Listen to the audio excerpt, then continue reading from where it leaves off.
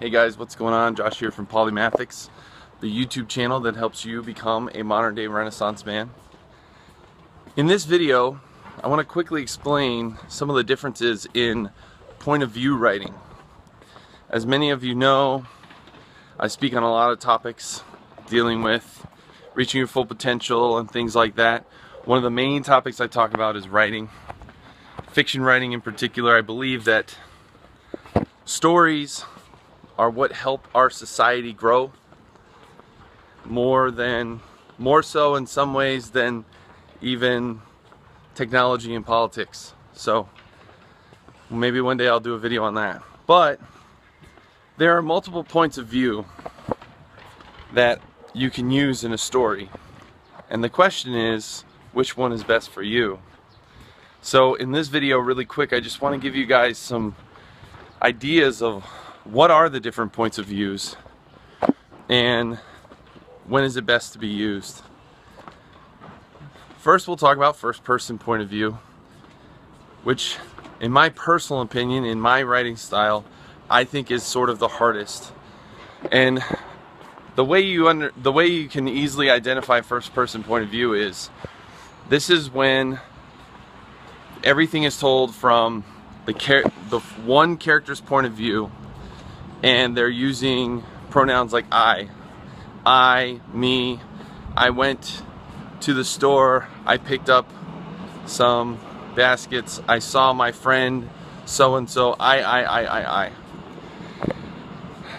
The strength of this point of view is that you can get super deep into a character, and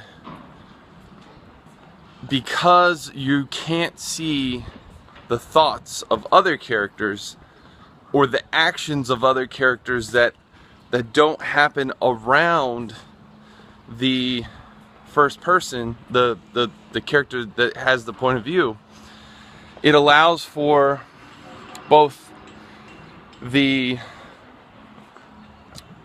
narrator, the first person, and also the audience to have limited knowledge of certain things.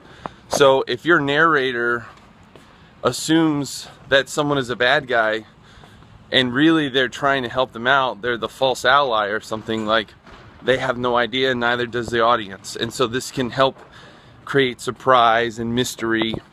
Also, if your narrator, and this goes for all narrators, if they maybe they're like a thief or a liar, and so some of the things they say in the story, maybe you can't trust that they're true. Well, in first person, this makes it even more like you're in that character's head. You're really immersed into that, and you don't know if you really trust what they're telling you. The cons to this point of view are that it's hard sometimes to get certain events and information across to the readers when everything is being seen through a certain point of view. So I would say people who are very plot oriented and structure oriented, this may be difficult to write. I myself find it difficult outside of short stories to write that kind of fiction. But I also will say that some of my favorite fiction novels were written like that. So Jedi, and I believe even The Hunger Games is written pretty much first person Katniss. I could be wrong about that. It's been a while since I read. Anyways, second person point of view, I don't think you're gonna find many fiction stories in second person point of view. You might find some poems or some really short flash fiction stories, but they're normally denoted by you, as in the pronoun you. So like they have like instructions, like you should do this, you should do that, when you do this, when you do that. Now, again, I'm not saying there's no fiction out there that uses the second person point of view, but it's extremely rare. Most nonfiction is written in second person point of view, where you have someone explaining a process and giving instructions on how to do it. The The third point of view we're going to talk about is third person point of view. And there's basically two types of third person point of view. Third person limited and third person omniscient. Third person limited is the point of view that I actually write in the most, and that I would say is probably most common in at least novellas or novels. And essentially it's where a narrator is in one character's point of view, but then say after 2 or 3 scenes they can go to another character and be in their point of view. But the pronouns are they, he, she, and basically it's like this. If I'm in John's point of view for this scene, it's like John stood up and walked to the door. He thought someone might be on the other side.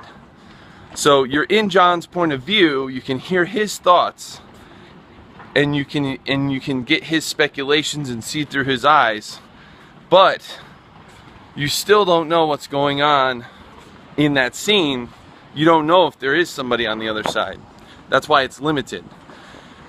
However, say the next scene you jump into Mary's point of view, and it's like Mary hid behind the door, knowing that the murderer was lurking right behind it. So then now it's like, oh, now you're like, wait, is John, a murderer or something like that? But it's like, because you're able to explore both viewpoints, you can do some very interesting things. Like you can hide information from the characters, but you can give the information to the audience. So John still doesn't know that Mary's behind the door, but the audience does. And they know that she's prepared, and they know that she knows there's someone there. And so because of that, what happens is it creates more tension, which creates more conflict, which evokes more emotion.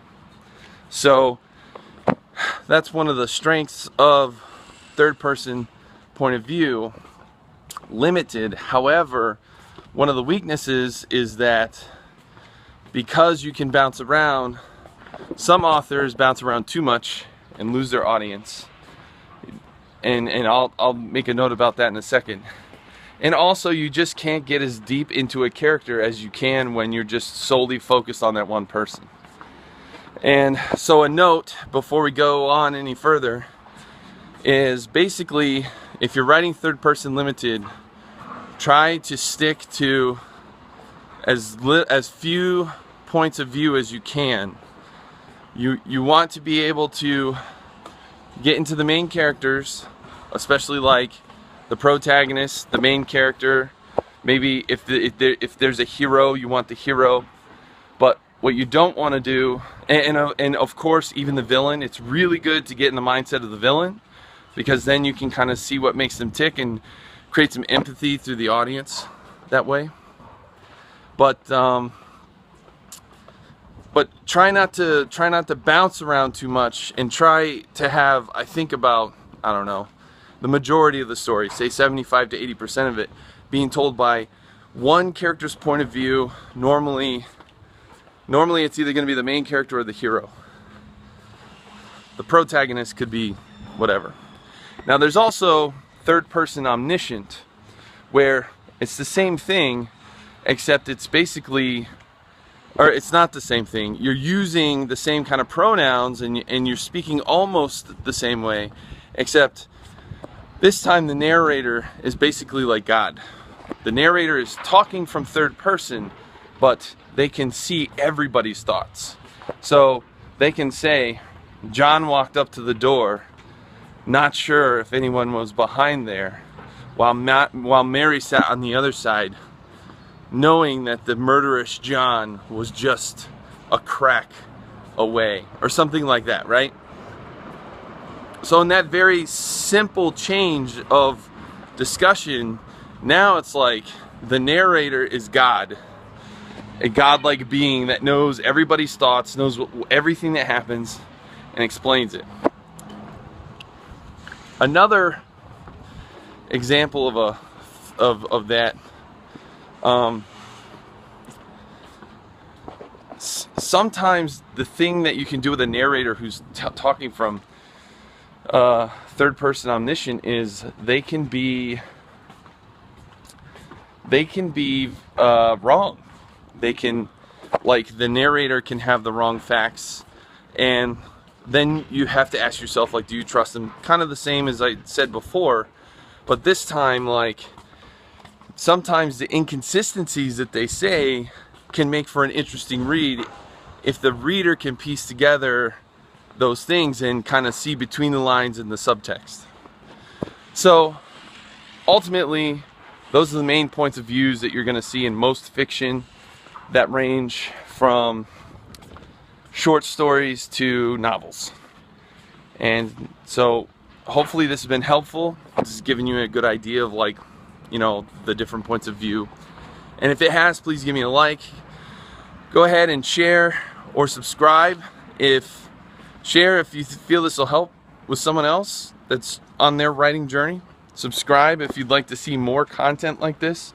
Go ahead and drop a question or a comment down below if you think I missed something or if you have a question. And then lastly, I just want to put a plug out. I recently published my first steampunk novella. It's called Steampunk Wars. It's Beyond the Rim. It's you know, got airships and dirigibles and airship captains and going into a dystopian world where there are monsters and alchemy and all this other stuff. So it's really fun. I think you'll enjoy it. The main character, Anna Windrider, is a badass, and she's pretty gritty. She doesn't take much shit. So if you're interested in that kind of thing, go ahead and check it out. It's on Amazon. Alright guys, until next time, take it easy.